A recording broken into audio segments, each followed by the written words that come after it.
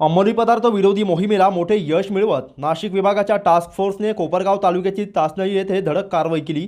या कारवाईत तब्बल 7 किलो 200 ग्राम वजनाचा गांजा सदृश्य अंमली पदार्थ जप्त करण्यात आला असून एका संशयिताला ताब्यात घेण्यात आले आहे।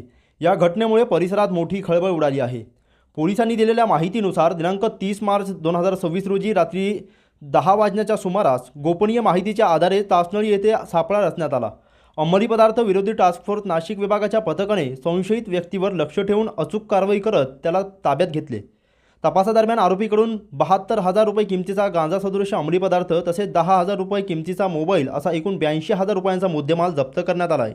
या प्रकरणी अंमली पदार्थ विरोधी टास्क फोर्सचे कर्मचारी किरण चुनीलाल निकम यांच्या फिर्यादीवरून कोपरगाव तालुका पोलीस ठाण्यात आज पहाटे गुन्हा दाखल करण्यात आला आहे। अटक करण्यात आलेल्या आरोपीचे नाव मनोज हरिमाळी वय 35 राहणार जगदंबनगर चासनळी तालुका कोपरगाव असे असून त्याच्यावर NDPS कायदा 1985 अंतर्गत कारवाई करण्यात आली आहे।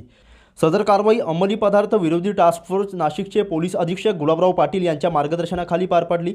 पुढील तपास कोपरगाव तालुका पोलीस निरीक्षक संदीप कोळी यांच्या मार्गदर्शनाखाली पोलीस उपनिरीक्षक कमलाकर चौधरी हे करीत आहे।